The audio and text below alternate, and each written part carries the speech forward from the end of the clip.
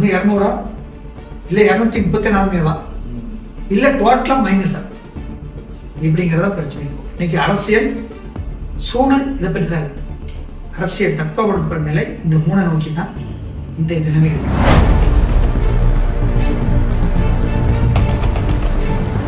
திராவிட model ஆட்சி, சமூக நீதி ஆட்சி பற்றி பேசுறேன். வேங்கை வயல்ல 2 வருஷம் ஆகுது.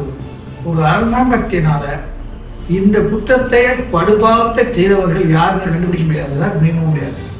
சாதாரண முடியுமா முடியாது. அது ஏன் செய்ய மாட்டேங்கிறீங்க?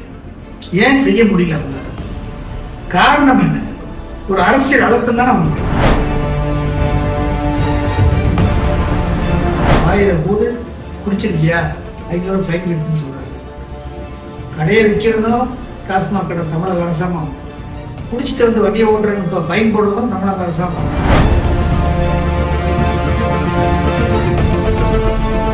அதிமுகவே அழிந்து விட்டது என்று நீங்கள் கணக்கு போட்டு 200 தொகுதியில் நீங்கள் ஜெயிப்பேன்னு நினைச்சீங்கன்னா, அதிமுகங்கிற ஒரு பெரிய அரசியல் கட்சி, 32 வருஷம் ஆட்சி இருந்த கட்சி, 52 வருஷம் அரசியல் கட்சியாக இருந்த கட்சி வந்து அப்படி கரைஞ்சு போயிடும் நீங்க நினைச்சீங்கன்னா, அது வந்து உங்களுடைய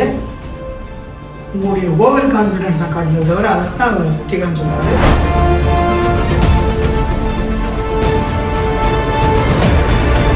அதிமுகவுக்கு பயங்கரமான எதிர்கட்சிகள் வைத்த பயங்கரமான ஒரு எதிர்ப்பும் கோரிக்கையும் அந்த இம்பாக்டும் பயங்கரமாக. அந்த எதிர்ப்பில் கூட 75 சீட் வச்சு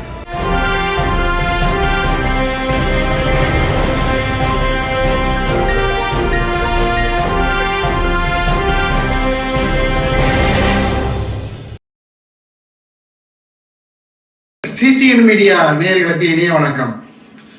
எல்லோருக்குமான தலைவர் நூல் வெளியீட்டு விழாவில் விஜய் பேசிய பேச்சு பல்வேறு அதிர்வலைகளையும் பல்வேறு பேசும் பொருளாக அனைத்து தளங்களையும் ஏற்படுத்தி இருக்கின்றது. அவர் குறிப்பாக வேங்கவேல் உள்ளிட்ட பல்வேறு பிரச்சனைகளை சுட்டிக்காட்டி ஆளுகின்ற திமுக அரசுக்கு எதிராக பல கருத்துக்களை கூறியிருந்த நிலையில் 2026 200க்கு மேல் வெற்றி பெறுவோம் என்ற திமுக கூட்டணிக்கு மக்கள் மைனஸ் ஆகிவிடுவார்கள் என்று சூளுரைத்திருக்கிறார். அது குறித்தும் அரசியல் கணக்கு அவர் கூறியது போல 200க்கு 200 என்ற இலக்கை எட்ட முடியாது என்பதை கடந்து அவர் புதிய ஒரு மாற்றத்தை ஏற்படுத்துவாரா? திமுக கூறியது போல 200க்கு மேல் வெற்றியை நாங்கள் பெறுவோம் என்று அவர்கள் நம்பிக்கை நிறைவேறுமா? எடப்பாடி பழனிசாமி தலைமையிலான மெகா கூட்டணி 2026 அமைந்து அது ஒரு புதிய வரலாறை உருவாக்குமா என்பது உள்ளிட்ட பல்வேறு அரசியல் கணக்குகள், நகர்வுகள் உள்ளிட்ட பல விஷயங்களை நம்மிடையே பகிர்ந்து அரசியல் நிலைப்பாட்டை துல்லியமாக எடுத்துரை காத்திருக்கிறார் முன்னாள் சட்டப்பேரவை உறுப்பினரும் அரசியல் விமர்சகரும் எழுத்தாளரும் மருத்துவருமான திரு ஸ்ரீதரன் அவர்கள். வணக்கம் சார். இந்த 200க்கு 200 இந்த விஷயம் பார்த்தீங்கன்னா ரொம்ப பேசும்போதுலாம் மாறிட்டு, இந்த 200க்கு 200 எப்படி எல்லாம் மாறும்? யாருக்கு இந்த 200க்கு 200 கிடைக்கும்? விஜய் கூடியது போல மைனஸ் ஆகுமா இல்லை ப்ளஸ் ஆகுமா? உங்கள் பார்வையில் சொல்லுங்கள். சிசிஎன் மீடியா நேயர்களுக்கு 2026 சட்டமன்ற தேர்தலில் அரசியல் களம் எவ்வாறு அமையும் என்பதை ஒரு விவாதம், ஒரு பார்வை, ஒரு ஆரோக்கியமான இதை யாரையும் குறிப்பிட்டோ, யாரையும் குறை சொல்லியோ, யாரையும் பொழுதோ இல்லை, யதார்த்தத்தை பேசும். கடல் நிலவரத்தை நிலவரத்தை பேசும். இப்படி பேசும்போது 200 அல்லது 234 அல்லது மைனஸ் தான் பிரச்சனை. அதானே கேட்க வரீங்க? ஆமாம், அதேதான். ஒன்று 200 இல்லை 234 இல்லை டோட்டலாக மைனஸ் தான். இப்படிங்கிறதா பிரச்சனை. இன்னைக்கு அரசியல் சூடு இதை பற்றி தான் இருக்கு. அரசியல் தட்பவெப்ப நிலை இந்த 3 நோக்கி தான் இன்றைய தினமே இருக்கு. ஆளுங்கட்சிகள் கூட்டணியோடு ஒரு வலுவான ஒரு இடத்தில் இருக்கின்ற பொழுது, எதிர்கட்சிகள் கூட்டணி இல்லாமல் தனித்தனியாக அங்கொன்றும் இங்கொன்றுமாக இருக்கின்றதை பார்த்து தான் இந்த 200 இன்னொருத்தர் சொன்ன ஒரு அம்மா சொல்லுது, நான் இருமாப்பாவோட சொல்கிறேன் 200 மேலே தான் நாங்கள் ஜெயிக்கணும்னு சொல்கிறாங்க. கனிமொழி சொல்லுங்க. கனிமொழின்னு சொல்கிறாங்க 234 அப்படின்னு சொல்கிறாங்க. அவர் விஜய் சொல்கிறாரு, நீங்கள் நினச்சதுங்க இருமா போட்டுருங்க, இதெல்லாம் மக்கள் மைனஸ் ஆக்கிடுவாங்கன்னு அவர் சொல்கிறார். 200 பேர் வெற்றி போகணுன்ட்டு திமுகவும் சொல்லுது. அவர் அமைச்சர் எல்லாருமே அரசு செய்யணும். முதலமைச்சர் சொல்றாரு, அமைச்சர் எல்லாரும் சொல்லுவாங்க. நான் என்னுடைய அரசியல் 42 வருஷம் அரசியல்ல இந்த மாதிரி ஒரு அரசியல் நான் பார்த்தது. எப்படின்னா, நாங்கள் பெரும்பான்மையில ஜெயிச்சு நாங்கள் ஆட்சி அமைப்போம் அப்படின்னு தான் கேள்வி சொல்லுவாங்க. எல்லா கட்சியும் சொல்லுவாங்க. இல்லைன்னா நாங்கள் 170 தொகுதியில் போட்டியிடுறோம், இதில் 140 150 தொகுதியில் நாங்கள் ஜெயிப்போம், 20 தொகுதிகளை கூட்டணியில் ஜெயிக்கும், ஸோ நாங்கள் ஜெயிப்போம் அப்படி தான் சொல்லுவாங்க. 234 சட்டமன்ற தொகுதியில் 200 நாங்கள் ஜெயிச்சிருவோம். இப்போ இன்னும் கொஞ்சம் நாளைக்கு 234 நாங்கள் ஜெயிப்போம், நாங்கள் இருமா போன சொல்ல நாங்கள் செய்வோம் அப்படின்னு யாருன்னு சொன்னதாக நான் இது வரைக்கும் நான் கேள்விப்படுறேன். எந்த தேர்தலையும் நான் கேள்வி தான் மொத்தம் கேள்விப்படுறேன். ஸோ அது வாரத்துக்கு அப்படி அவங்க பார்வையில் அதை கரெக்ட் பண்ணி வச்சுக்கிட்டாங்க. நான் என்ன பார்க்குறேன் அப்படின்னா, இவங்க ஏன் இப்படி சொல்கிறாங்க அப்படின்னா, எதிர்கட்சிகள் துண்டு துண்டாக இருக்கின்றன. வலுவான எதிர்கட்சி பெரிய கட்சி அதிமுகவும் பல குழுக்களாக இருக்கின்றன. இந்த சந்தர்ப்பத்தை, இந்த அரித்மெட்டிக் கால்குலேஷனை பார்க்கும்பொழுது நம்ம ஒரு திராவிட மாடல் ஆட்சின்னு சொல்லுவோம். அதனால நம்மளோட கட்சி கூட்டணியை கட்டுக்கோப்பாக நம்ம வச்சிருக்கோம், அதனால நம்ம ஜெயிப்போம் அப்படிங்கிறத சொல்றாங்க. அந்த வகையில் அந்த பெர்ஸ்பெக்டிவ்ல அவங்க சொல்றாங்க. ஆனால் கள நிலவரம் என்ன அப்படின்னா, தேர்தல் நடப்பதற்கு 10 நாளைக்கு முன்னாடி கூட ஒரு கட்சி வந்துடும். நம்ம பார்க்கலையா, தமிழ் மாநில காங்கிரஸ் உதயமாக பார்க்கலையா, 96 கால சூழல். சரி, இப்போ அன்னைக்கு இருந்த சூழல் வேற. ஆனால் அன்னைக்கு இருந்த அரசியல் பார்வை, அரசியல் ஞானம் கம்மியாக வேற. ஏன்னா இன்னைக்கு அரசியல் பார்வை, அரசியல் ஞானம் ரொம்ப வளர்ந்துருக்கு. ஸோ இப்படி இருக்கின்ற போது ஒரு கட்சி 200 தொகுதியுமே வைக்கணும், பேச்சு பேசிக்கணும். 200 தொகுதிகள் ஜெயிக்க போறோம்னா அவங்க பிரச்சாரம் பண்ணாங்கன்னா இப்போ மற்றவங்க வீட்டுக்கு போயிடுவாங்க அப்படின்னு மக்கள் பார்ப்பாங்க. யூஸ் பண்ணல மற்ற மக்கள்லாம் வீட்டுக்கு போன தானே பார்ப்பாங்க. அப்போ இல்லை சார், இதுக்கப்புறம் இப்போ காலங்களுக்கு நல்ல திட்டங்கள் கொடுக்குறப்ப மக்கள் ஆதரவு தெரிவிச்சேன்னா அவங்க அதையும் பார்க்கணும்ல. நான் என்ன சொல்றேன்னா, நீங்க இந்த 1.5 வருஷ காலம் இருக்கு, நீங்க திட்டங்கள் செய்யலாம், போர்க்கால அடிப்படையில் செய்யறாங்க, செய்யறாங்க, மக்களுக்காக செய்யறாங்க. அப்புறம் வெற்றி போடுவாங்கல்ல, அதை நம்பிக்கை அதனால சொல்லி சொல்றாங்க.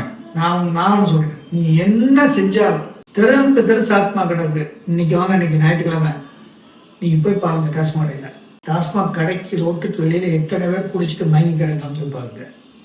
அதுக்கடுத்து கொஞ்சம் தெளிப்பேன். ஏன்னா ஃப்ரெண்டு சொல்றாரு, நான் வர்ற வழியில வரும்போது டாஸ்மாக் கடையில் குடிச்சிட்டு வெளியே இருந்து வேடிக்கை பார்த்துட்டு இருக்கான், போதையில் படுத்து கிடக்கான், பொருளைட்டு பேசிட்டு இருக்கான். அந்த பக்கம் அப்படியே லெஃப்டில் திரும்பும்போது அங்கே போலீஸ்காரர் மதித்து வாயில போது குடிச்சிருக்கியா 500 ஃபைன் கட்டுன்னு சொல்கிறாரு. கடையை விற்கிறதும் டாஸ்மாக் கடை தமிழக அரசாங்கம், குடிச்சிட்டு வண்டியை ஓட்டுறேன்னு இப்போ ஃபைன் போடுறதும் தமிழக அரசாங்கம். அதுக்கடுத்து ஒரு தெருவு போனால் அங்கே குடிச்சிட்டு ஒருத்தன் சத்தம் போடுற, என்ன போடுற என்ன அவன் சட்டம் போட்டுருக்கிறதும் இது. இதனால் எத்தனை குடும்பங்கள் பாதிக்குது, எத்தனை குடும்ப உறுப்பினர்கள் பார்க்குறாங்க, எத்தனை குடும்பங்களுடைய வருமானம் பாதிக்குது. இதெல்லாம் மீறி சமூக விரோத செயல் அதிகமாக. இது ஒரு பக்கம் தான். எங்க பார்த்தாலும் புதைப்பொருள், பேப்பரை திறந்தா புதைப்பொருள். இதுக்கெல்லாம் நீங்க விளக்கம் சொல்லாம, இதுக்கெல்லாம் நீங்க ஒரு தீர்வு கண்டுபிடிக்காம, இந்த மக்களை, இந்த பொதுமக்களை காப்பாற்றுறதெல்லாம் தவறிட்டு இதெல்லாம் விட்டுட்டு நீங்க ஒரு 3-4 திட்டத்தை, உரிமை தொகை, மாணவிகளுக்கு ஒரு உரிமை தொகை, மாணவர்களுக்கு உரிமை தொகை, பஸ்ஸில் இலவச பிரயாணம், இதை மட்டும் செஞ்சுட்டு நாங்கள் 200 ஜெயிச்சிருவோம்னு சொல்றீங்கன்னா என்ன அர்த்தத்தில் சொல்றீங்கன்னா, ஒரு அரசியல்வாதி நடந்துட்டாங்கன்னா எதிர்கட்சிகள் வீக்கா இருக்கு அதனால ஜெயிக்கிறாங்க நீங்க சொல்றீங்க. சமூக விரோத செயல்கள், போதைப் பொருள் விற்பனை, சட்டவிரோத போதைப் பொருள் விற்பனை, அதை நடவடிக்கை எடுக்க முதலமைச்சர் காவல்துறையை நடவடிக்கை எடுக்கிறதுக்கு வலியுறுத்துறாரு. அதையும் நம்ம சொல்லிதான் நடவடிக்கை எடுக்க அவரே சொல்றாரு. போதைப் பொருள் என்னை ரொம்ப பாதிக்குதுன்னு விளம்பரம் கொடுக்குறாரு. தினமும் விளம்பரம் வரும், விழிப்புணர்வு நிறைய பண்றாரு. அதை பொழுது இதே பண்ணணும். குடியினால நீங்க மதுவை குடிச்சிட்டு குடும்பத்துக்கு அதையும் சொல்லணும்ல சார், அதை சொல்லுங்க. அந்த விஷயமும் முன்வைக்கப்படுது தமிழக அரசா. பாத்தீங்கன்னா அதையும் முன்வைக்கிறாங்க. அதாவது ஒரு சமுதாயம் வந்து 48% 40% வந்து குடிக்கிறாங்க. எத்தனையோ பெண்கள் பாதிப்படுறாங்க. எத்தனையோ பெண்கள் கணவனை இழந்து இளம் விரைவிலாக இருக்காங்க. இதையெல்லாம் நம்ம சமுதாயத்தில் ஆட்சியாளர்களுக்கு தெரியுமா தெரியாது. இது எவ்வளோ பெரிய சமுதாய செய்தி. இதை கொஞ்சமாவது குறைக்கிறோம்னு சொல்லி மக்கள்கிட்ட சொல்லணும்ல. நீங்கள் அப்படி சொல்லி தானே ஓட்டு கட்டுவீங்க. நீங்கள் திராவிட மாடல் ஆட்சி, சமூக நீதி ஆட்சி பற்றி பேசுகிறீங்க. வேங்கை வயல்ல 2 வருஷம் ஆகும்போது ஒரு அரசாங்கத்தினால இந்த குற்றத்தை படுபாவத்தை செய்தவர்கள் யாருன்னு கண்டுபிடிக்க முடியாது. அதான் முடியுமா முடியாது. சாதாரண முடியுமா முடியாது. அது ஏன் செய்ய மாட்டேங்கிறீங்க? ஏன் செய்ய முடியல? அவங்களால காரணம் என்ன? ஒரு அரசியல் அழுத்தம் தான் நமக்கு. சொல்ல முடியாத ஒரு குற்றத்தை, ஒரு சமூக கேடை செய்தது யார் என்று அரசு இன்னும் கண்டுபிடிக்க முடியவில்லை என்றார். நீங்கள் எப்படி 200 நின்று ஜெயிப்பன்னு நீங்க சொல்றீங்க. ஆனால் அதான் சொல்ல நீங்க சொல்றீங்கன்னா, எதிர்கட்சிகள் பலவீனமாக இருக்கின்றதனால் அவர்கள் கூட்டணி அமைக்க முடியாது என்ற காரணத்தினால் நீங்கள் ஜெயிக்கலாம் கூட்டணி படத்தில் என்று நம்புகிறீர்கள். கூட்டணி அமைச்சிட்டாமா? என்னுடைய பார்வையில் நான் தான் இருக்கிறேன். திமுக வீழ்த்தணும்னா என்ன வழி? கூட்டணி ஸ்ட்ராங் மெகா கூட்டணி அமைக்கிறது. என்ன யாரோட கூட்டணினாலும் ஓகே தான். அமைச்சிட்டா வச்சுக்கோங்க. என்ன ஆகும் உங்களால தான் 200 ரிஜிஸ்டர் முடியுமா? நீங்க ஜெயிச்ச முடியுமா? இருமா போட சொல்றேன்னு சொன்னீங்களா, செஞ்சிட முடியுமா? நீங்க 200 இல்லை 234, இப்போ 200 வச்சுக்கங்களேன். மீதி 34 தொகுதி இல்லை இருக்கிற கட்சி திமுக, அண்ணா திமுக, பாட்டாளி மக்கள் கட்சி, பாரதிய ஜனதா கட்சி, தமிழக வெற்றி கழகம் கட்சி, அப்புறம் சீமான் கட்சி, அப்புறம் இன்னும் சின்ன சின்ன கட்சிகள். இதுக்கெல்லாம் சேர்ந்து அரக்க ஒரு ஏன்னா 34 சீட்டை இன்னும் 10 பேர் 10 பொங்க வச்சுக்கோங்களா? அண்ணா திமுக 4 சீட்டு கிடைக்காதா? என்ன நடக்குது? அதிமுக வந்து கூட்டணியே இல்லாமல் இருந்தாங்க சார். பல முனைகள் வந்து பெரியப்பா சார். அது வந்து ஆளுங்கட்சிகள் வந்து சாதகமா இருக்குன்னு இப்ப கணிச்சிருக்காங்க. இப்போ கணிச்சிருக்காங்க. இவங்க வந்து என்ன பண்ணா, பல முனைகள்ல உள்ளவங்க எல்லாம் ஒன்னா சேர்ந்துதான் கடும் போட்டி ஏற்படுத்தலாம் சார். 2024 அதிமுகவுக்கு பயங்கரமான எதிர்கட்சிகள் வைத்த பயங்கரமான ஒரு எதிர்ப்பும் கோரிக்கையும் அந்த இம்பாக்டும் பயங்கரதான். அந்த எதிர்ப்பில் கூட 75 சீட்டு அந்த ஆன்டி இன்கம்பன்சி ஆட்சியாளர்கள் எதிர்ப்பில் கூட 75 சீட்டு. அது ஒரு குறிப்பிட்ட சமூகத்திற்கு இடஒதுக்கீடு கொடுத்துட்டாங்கன்ட்டு எதிர்ப்பான சமூகங்கள்லாம் திமுகவுக்கு ஆதரவாக ஓட்டு போட்டு, இந்த ஆசிரியர்கள்லாம் திமுகவுக்கு ஆதரவாக ஓட்டு போட்டு, இப்போ மைனாரிட்டி ஓட்டா திமுக ஆதரவாக போட்டு அத்தனை பண்ணியும் அது நீண்ட நாள் போராட்டம், அவங்களுடைய உயிர் பலி, தியாகத்தின் அடிப்படையில் நியாயமாக கொடுக்க வேண்டியதை விட வந்து குறைவாக கொடுத்தாங்க. இன்னமும் அது வந்து பேசும்போது இப்படி இருந்தும் கூட அன்னைக்கு வந்து அந்த தரப்பு அவங்க வந்து அவங்க குறவாக சொல்கிறேன்னு வச்சுக்கோங்க. அது 2வது விஷயம். 200 தொகுதி நீங்கள் ஜெயிக்கிறீங்கன்னா மீதி 34 தொகுதியில் மேற்கு மாவட்டத்தில் 34 தொகுதியில் 14, 15, ஒரு 20 தொகுதி கூட ஏடிஎம்கே ஜெயிக்காதா? உங்கள் கணக்கு என்ன? அப்போ என்ன ஒரு அரசியல் இப்போ என்ன? அப்போ நீங்கள் ஆசைப்படலாம், நீங்கள் இலக்க வைக்கலாம். உங்களுக்கு உரிமை இருக்கிறது, உங்களுக்கு தகுதி இருக்கிறது, நீங்கள் ஆளுகின்றீங்க, உங்களுக்கு திறமை இருக்குது, உங்கள் திறமை நம்பிக்கை இருக்குது. அதை யாரும் கூட சொல்லாங்க. ஆனால் எதிர்கட்சிக்காரங்க அந்த அளவுக்கு மோசமாக போயிடுவாங்கிறத நாங்கள் சொல்லுவோம். ஏன்னா கடந்த 4ஆம் தேர்தலில் நிறைய தொகுதிகளில் 2ஆம் இடத்துல அதிமுக வந்திருக்கு. விருதுநகரில் வந்து கடும் போட்டி. அதே மாதிரி சில தொகுதியில் வந்து 4ஆம் தேர்தலில் தென் மாவட்டங்களில் விருதுநகரில் சிவகங்கையில் 2வது இடம். அதாவது நாடாளுமன்ற தேர்தல் வந்து தென்காசி 2வது இடம். அதாவது நம்ம வந்து பிரதமர் வேட்பாளராக அறிவிக்கல. நமக்கு வந்து 2026 தேர்தல் தான் இருக்கு. அதனால நம்ம செலவு பண்ண வேண்டியதில்லை அப்படின்னு ஒரு முடிவு பண்ணி விட்டுட்டாங்க. அது வந்து முக்கியத்துவம் கொடுக்கலன்னா அது வந்து அதிமுகவுடைய சரிவுன்னு எடுத்துக்க முடியாது. அதிமுக சரிவு இருக்கிறது உள்ளபடியே நான் ஒத்துக்கிறேன். எல்லாம் ஒன்று சேரணுங்கிறத ஒத்துக்கிறேன். அந்த ஆனால் அதற்காக அதிமுகவே அழிந்து விட்டது என்று நீங்கள் கணக்கு போட்டு 200 தொகுதியில் நீங்கள் ஜெயிப்பேன்னு நினச்சிங்கன்னா, அதிமுகங்கிற ஒரு பெரிய அரசியல் கட்சி, 32 வருஷம் ஆட்சியில் இருந்த கட்சி, 52 வருஷம் அரசியல் கட்சியாக இருந்த கட்சி வந்து அப்படி கரைஞ்சு போயிடணும்னு நீங்கள் நினச்சிங்கன்னா அது வந்து உங்களுடைய ஓவர் கான்ஃபிடன்ஸ் தான் காட்டுறதை தவிர அதைத்தான் வெற்றிகரன் சொல்கிறாரு. இதையெல்லாம் மக்கள் மைனஸ் ஆகிடுவாங்க அப்படின்னு சொல்கிறாரு. ஸோ ஆக மொத்தத்தில் பார்க்கும்போது பொதுமக்களுடைய பிரஜையாக என்னன்னு பார்க்குறோம்னா 200 சட்டமன்ற தேர்தல் 2026 சட்டமன்ற தேர்தலில் 234 இல்லது மைனஸா இதெல்லாம் பேச முடியும். இதுக்கு விடை என்ன இருக்கும்? இன்னும் இப்போ 18 மாதம் 15 மாதம் இருக்கு. இப்போ இந்த 3 கேள்வி. இனி போக போக போக போக நீங்கள் இந்த மாதிரி கேள்விகள் நிறைய வரும். இந்த மாதிரி அரசியல் புதிர்களும் புதிர்க்கான விடைகளையும் நீங்கள் புதிதாக பார்க்கலாம்.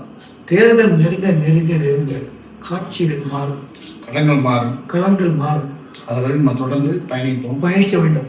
அது மட்டும் இல்லாமல் சுருங்க எல்லா கூட்டி கழிச்சு பார்க்கும்போது என்னுடைய 40-42 வருஷம் அரசியல் வாழ்க்கையை தேர்தலை சந்தித்து வாழ்க்கின்ற போது 2026 சட்டமன்றத்தில் ஒரு புதிய கோணத்தில், புதிய கோணத்தில், புதிய பாதையில் ஒரு அரசியல் பார்வையாளர் மத்தியில், ஒரு அரசியல்வாதிகள் மத்தியில், வாக்காளர்கள் மத்தியில் ஒரு புதிய வெளிச்சத்தை, ஒரு புதிய காட்சியை படம் போட்டு காட்டப் போகிறது. அதில் அந்த காட்சியை பார்த்து அந்த வாக்காளராகிய மக்கள் என்ன முடிவெடுக்க போகிறார் என்ற மிகப்பெரிய கடமையும் பொறுப்பும் அந்த வாக்காளர்களுக்கு இருக்கிறது. தமிழக அரசியலில் மிகப்பெரிய ஒரு தாக்கத்தை ஏற்படுத்த போகிறதா, அல்லது மாற்றத்தை நோக்கி மாறுதல் வேண்டும் என்று அந்த திசையில் செல்ல போகிறதா, இல்லை உள்ளதில் எது நல்லது, which is the best எல்லாம் worst அப்படிங்கிற போகிறதா என்ற 3 கோணத்தில். அதற்கு மேலாக புதுவிதான ஓட்டப்பந்தயத்தில் நிறைய ஓட்டப்பந்தய வீரர்கள் வருகிறார்கள். அவர்களுடைய செல்வாக்கு என்ன, அவர்களுடைய கோரிக்கை என்ன, அவர்கள் வைக்கின்ற வாதங்கள் என்ன, அவர்கள் முன்வைக்கின்ற மக்களுக்கான தேவைகளை என்ன மாதிரி முன்வைக்கப் போகிறார்கள், அதை மக்கள் எவ்வாறு ஆதரிக்கப் போகிறார்கள் என்பதையெல்லாம் நாம் பொறுத்திருந்து பார்க்க வேண்டியது.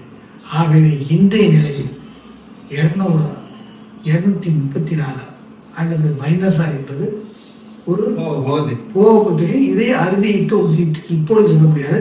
ஆனால் ஒட்டுமொத்தத்தில் ஒரு டேக் ஆஃப், அரசியல் டேக் ஆஃப் தொடங்கிவிட்டது. இன்னும் பரபரப்பை உண்டாக்கும்.